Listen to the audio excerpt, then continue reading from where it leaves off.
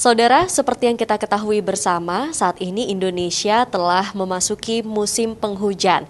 Sejumlah daerah yang ada di Indonesia pun sudah ada yang beberapa mengalami bencana alam. Bagaimana dengan Pulau Dewata Bali? Kira-kira apa saja potensi-potensi bencana alam yang patut kita waspadai? Untuk saat ini saya sudah bersama dengan Ibu Kadek Setiawati selaku Prakirawati dari Badan Meteorologi, Klimatologi, dan Geofisika. Langsung aja kita tanyakan ya. Selamat pagi Bu Kadek. Halo, selamat pagi. Bagaimana kabarnya? Sehat? Sehat. Sehat ya. Ya Bu, kita mau bertanya soal perakiraan cuaca untuk di Bali sendiri selama musim penghujan ini. Karena ada beberapa daerah yang hujan terus setiap hari. Kalau di Bali hujan terus setiap hari atau mungkin ada yang berawan atau kadang cerah kayak gitu. Ya, untuk 3 hari ke depan potensinya di wilayah Bali memang potensi hujan ringan hingga lebat di sebagian besar wilayah Bali. Meskipun dalam periode musim hujan bukan berarti bahwa setiap hari maksudnya akan terus-menerus selama 24 jam hujan gitu. Memang akan ada jeda, tapi sebagian besar cuaca umumnya akan terjadi hujan. Untuk kejadian hujan kemarin sempat yang terus-menerus sepertinya itu karena memang selain dalam periode musim hujan ada fenomena yang mempengaruhi hal itu hingga terjadi seperti itu kondisi cuacanya. Fenomena apa itu Bu? Boleh diceritain? Ya, di sekitar wilayah Bali sendiri sedang ada seperti pertemuan massa udara yang mengakibatkan terjadinya penumpukan massa udara di sekitar wilayah Bali, kemudian mendukung pertumbuhan awan-awan hujan yang mengakibatkan hujan seperti terjadi terus-menerus beberapa hari kebelakang kemarin. Dan kalau hujan ini biasanya banyak ya Bu ya, potensi-potensi bencana alam gitu yang terjadi di sejumlah daerah pun juga. Kalau di Bali sendiri potensi-potensi bencana alam apa nih yang perlu kita waspadai Bu? Ya, untuk di wilayah Bali potensi bencana alaminya dapat berupa banjir atau genangan air, kemudian tanah longsor, juga bencana seperti pohon tumbang atau ancaman kilat dan petir, serta juga potensi untuk terjadinya gelombang tinggi itu masih ada di wilayah Bali. Di mana aja Bu biasanya tempat-tempat yang perlu kita waspadai terjadinya banjir dan lain sebagainya? Ya baik, kalau untuk tanah longsor sendiri potensinya itu kita memang perlu waspadai di daerah yang memiliki topografi agak tinggi ya, seperti di wilayah Jembrane, kemudian di Karangasem juga, Bangli, Buleleng, seperti itu.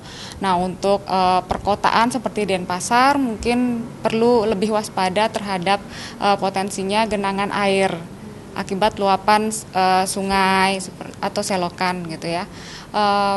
Kemudian juga karena ada berpotensi hujan lebat disertai petir di sebagian besar wilayah Bali, maka masyarakat juga dihimbau agar waspada terhadap ancaman kilat atau petir saat beraktivitas di luar ruangan terutama. Kemudian untuk gelombang tinggi yang di atas 2 meter itu dapat terjadi baik di perairan utara maupun di perairan selatan Bali. Oh ya, kemarin itu Bu ya, tepatnya juga mumpung masih segar diingatan. Kemarin juga sempat terjadi angin puting beliung ya Bu ya di beberapa pantai yang ada di Kabupaten Badung. Nah itu gimana Bu? Apakah setiap musim penghujan akan terjadi angin puting beliung seperti itu Bu? Ya, untuk kejadian angin puting beliung sebenarnya memang sangat sulit untuk diprediksi. Potensi terbesar atau potensi tinggi bagi terjadinya puting beliung biasanya di musim-musim peralihan dari musim kemarau ke penghujan ataupun sebaliknya ya.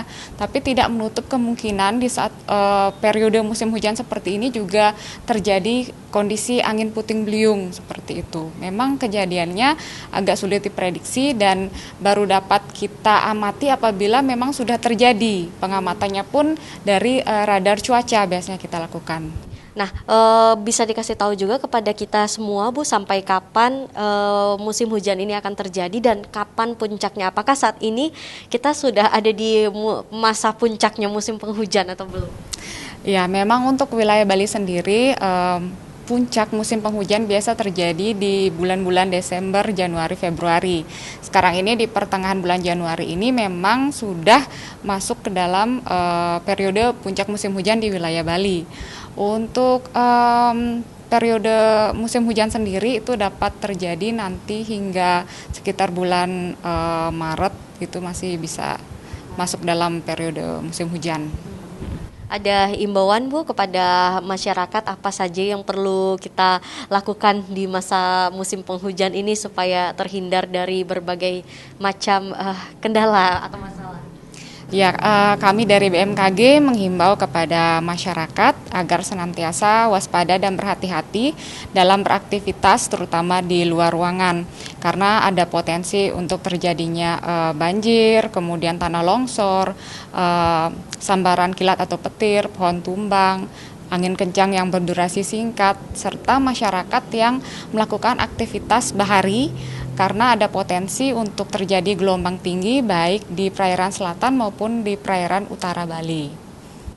Terima kasih atas informasinya Ibu Kadek. Itu dia saudara untuk wawancara saya hari ini bersama dengan Ibu Kadek Setiawati dari Prakirawati BMKG. Semuanya sudah dijelaskan, yang penting yang selalu kita ingat itu adalah selalu berhati-hati dimanapun kita berada, baik itu di dalam ruangan maupun di luar ruangan terhadap dengan potensi-potensi bencana yang akan terjadi di masa musim penghujan ini. Permana Dewi, Sang Putu Aryase, Kompas Dewata.